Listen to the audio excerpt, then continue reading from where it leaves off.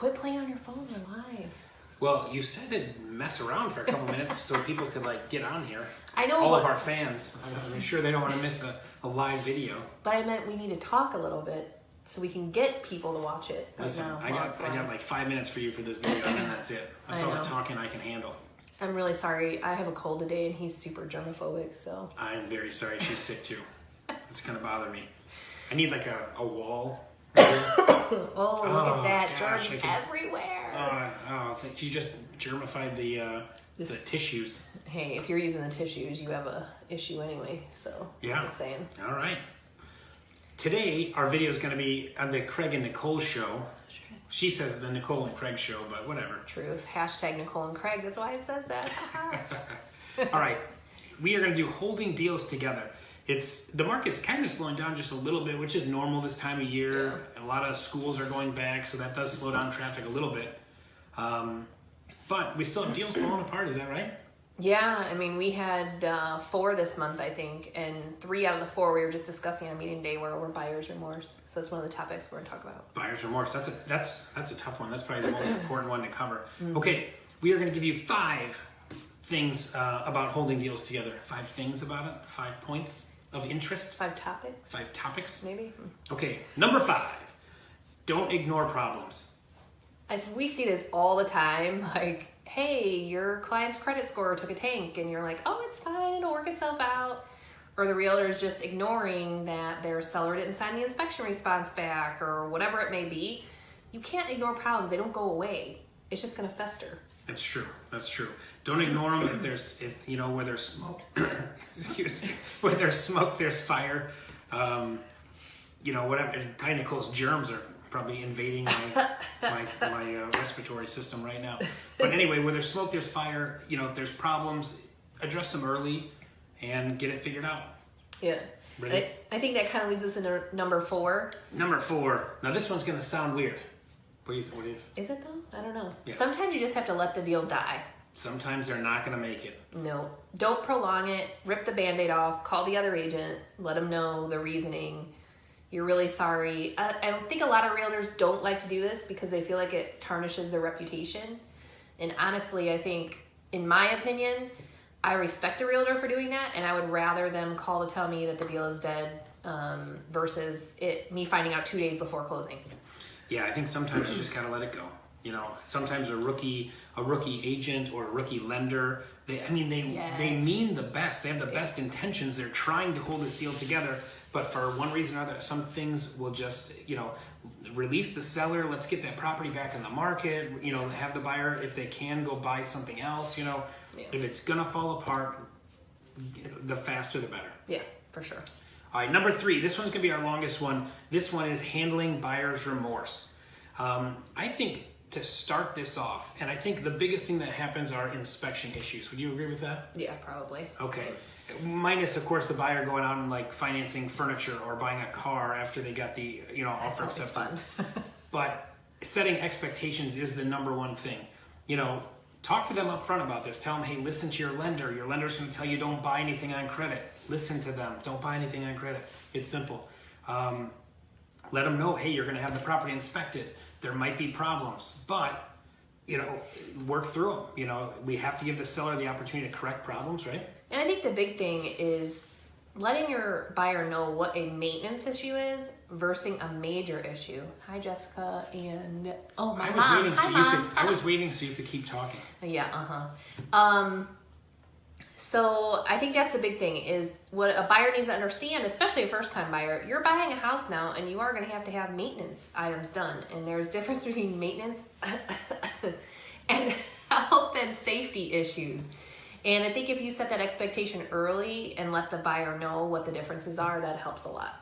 I think so. I would say another thing too, as an agent, a lot of us have our buyers set up on automatic searches and stuff like that. Mm-hmm. As soon as they get an offer accepted on something, turn that search off. Stop sending them homes, I'm really bad about that. I don't do that, and I've actually had clients ask me, can you turn it off? Because they keep thinking there's another home, grass is greener on the other side kind of thing.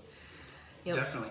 Also, if there is an inspection issue, which is the most, we just had this in the office the other day, where it was maybe it was a foundation issue or something like that, or waterproofing in the basement, then don't try to handle that yourself. Yes. We're not experts. Most of us are not experts when it comes to that stuff. So put them in touch with a foundation expert, because sometimes they might find out, hey, that's not really a big deal, like lead-based paint. When I first got in the business, lead-based paint was a big deal. Right. They'd have a whole hazmat crew and they'd go scrape it and do all this kind of weird stuff. Now it just has to be encapsulated, which is a fancy word for paint over it. Yeah, basically. I mean, this was the biggest problem in the early part of my career, and now it requires a coat of paint. So it's not really that big of a deal. Still don't eat paint chips, everybody. Yeah, don't. It's bad for you. No.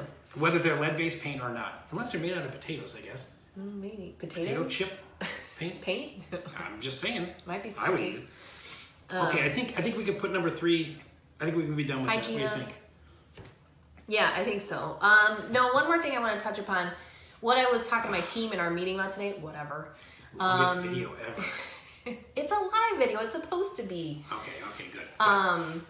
Is know your buyers. Like, if you go out with a buyer on the first time, and Craig and I are probably going to disagree about this, and you only see like 3 houses, and they're like, oh, I want to make an offer on this. The market is dictating right now to buyers that they do have to move quickly, but the problem is, especially when you have first-time buyers, a lot of them are getting cold feet because it's new to them, and so they go under contract, they get that inspection, and they're like, oh my God, I don't want this house.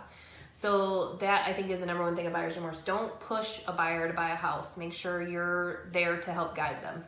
Well, I don't know. I'm waiting for something to disagree with, but I kind of because agree with I always think most buyers see 10 to 12 homes before they make a decision.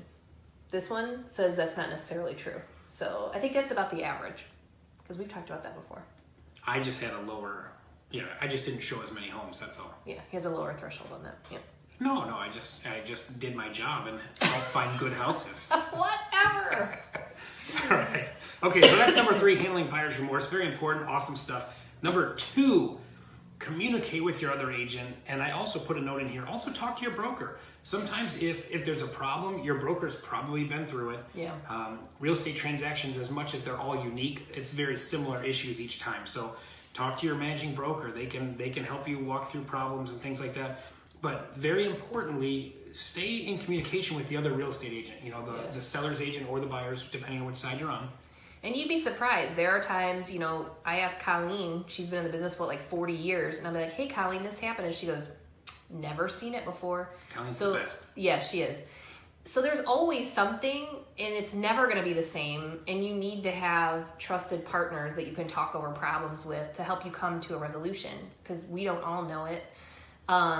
Not any agent in our office, I can tell you right now, doesn't know the answer to every single question, whether it be Bill, our broker owner, or Colleen, our managing broker. They've been in the business forever. So you need help. I get stumped every day. That's true. All right. So communicate with the other agent. Don't lie to the other agent or mislead them. Absolutely. If there's a problem, it's almost like your responsibility. Now, you have to be careful what you say. If your buyer is experiencing buyer's remorse, turn your sound on. All right, good. Thanks, Jesse. Square it away. If your buyer is, like, let's say they are experiencing buyer's remorse in your opinion, no one ever says that. Like, I have buyer's remorse, Craig. Yeah, I'm thinking about not purchasing this home. That doesn't happen. But anyway, just communicate with the other and be careful what you say. Talk to your broker, though, if you think that your buyer's going to try to back out or something like that, because that sucks. Okay. The number one thing that we want to talk about, our last point of this video, is stay in your lane. I always have to tell this one that. Yeah. Stay in your lane, dude. Yeah, stay in your lane. Do not, if it's a mortgage problem, stay out of it. Make sure your buyer's given all the documents to the lender. Yeah. But, if the lender needs your assistance, fine. But stay in your own lane. And basically, I think... Expand on that, Nicole. I think he just means... If it's a mortgage problem, mortgage. If it's a title problem, title company. You are not a mortgage broker. You are not a title. You can help guide your buyer to help them fix the problem, but really, those are the experts in those fields. And like home inspector, you're not a home inspector, and you need to be careful with that, with what you tell the buyer as far as, oh, it's not a big deal. No, you shouldn't be telling them that. That should be the expert's job to do that. I agree. Yep. We should make that our number one point. I think it is. Oh, cool. Problem solved then. So I think that brings us to the conclusion of this week's video. Thank you, everybody who's been watching live, and we're trying to read our comments. We must need glasses. It isn't even... I don't need glasses. I don't know. Well, you can't read that. It says, it is. I even had my daughter check it. Oh yeah, I don't know. Alrighty then. Sorry, Gene, I just read your comment. Well, we'll see you guys next week, same time. Next Bat Channel. What is now it? We're going to awkwardly stare at the camera while we think it's not recording anymore. And say bad stuff like last week. I don't know. Whatever. Well, we just had a big close-up of your eyeball as you were looking at the screen. All right, guys. All right. Thanks. See you next week. Thank you.